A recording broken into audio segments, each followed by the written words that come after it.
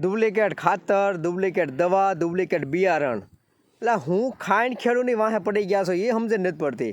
અમરેલીની અંદર તમને કહું છું, ડુપ્લિકેટ ખાતર બનાવતી ફેક્ટરી ઝડપાણી. મોંઘી એમોનિયમ સલ્ફેટ જેમ સારી કંપનીનું આવતું હોય એ થેલીઓમાં કચરું ભરી, ડુપ્લિકેટ ભરી અને ખેડૂતોને પધરાવતા હતા. બોલો, ખેડૂત બિચારો રાતને દી મહેનત કરીને મરી જાય, પછી મહેનત કરવા છતાં ખેડૂત એમ કહે કે આમાં કેમ ધાર્યું ઉત્પાદન ન આવ્યું. પણ માહિતી આવે આવા જ હરામ ખાઈ આંબી જાય તમને, તો હું તમારું ઉત્પાદન આવવાનું તમે વિચાર તમે કરો. ડુપ્લિકેટ બિયારણ માંડીને દવા ડુપ્લિકેટ ને ખાતર ડુપ્લિકેટ. રાતને દી તમે ગમે એટલું મહેનત કરો તોય તમે બે પાંદરે ન થાવ અને તમે કાંઈ ભાળો જ નહીં. કારણ કે બધું ડુપ્લિકેટ હોય એમાં તમે ખાતર નાખો તો એની શું અસર થવાની છે?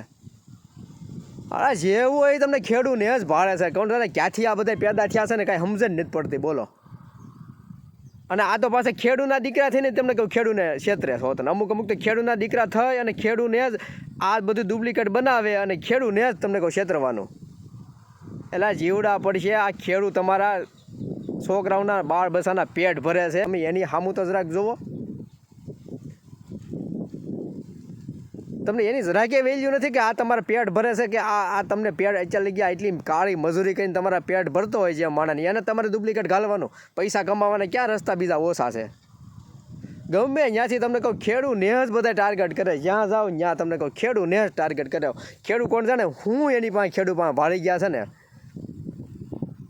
બિયારણ ગમે એટલું બનાવે તો કે ખેડૂને કે ઘાલો કે ખેડૂને નાખો એટલે કે વયું જાય. ડુપ્લિકેટ દવાઓ આવે તો કે ખેડૂને પધરાવે કે ખેડૂને ક્યાં ખબર પડવાની કે અભણ છે ના બો એને એ કે અધૂરામાં પૂરું થાય. ખાતર ન મળતું હોય એટલે પછી આવા તમને કહું લેભાગું આવા લુખાવ તમને કહું આવા ખાતર બનાવીને અને ખેડૂને મળે ક્ષેત્રમાં. ક્યારે કે પૂરતા ખાતર નથી મળતા તઈ ને.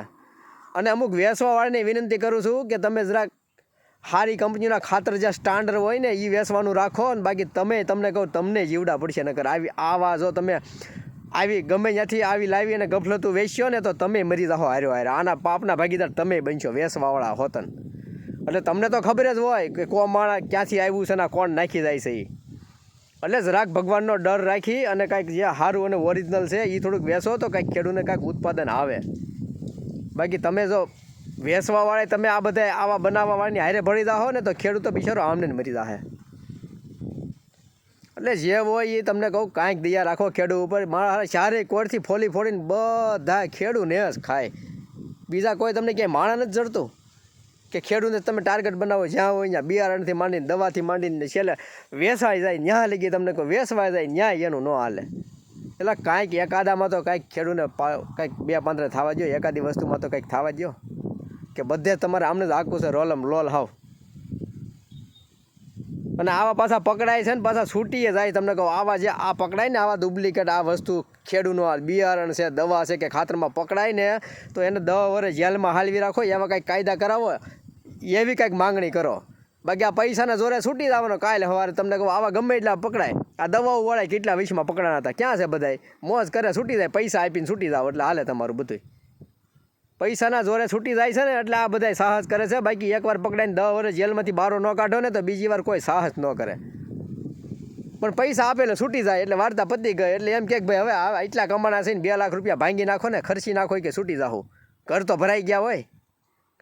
નકરા બેઈમાનીના પૈસા લાવીને ઘર ભરાઈ ગયા હોય પછી પૈસા વાપરતા તમને કહું એનો શું વાંધો પડે 2 લાખ રૂપિયા બગાડવામાં. એટલે કાંઈક થોડીક દયા રાખો ખેડૂત પુત્ર ઉપર દયા રાખો.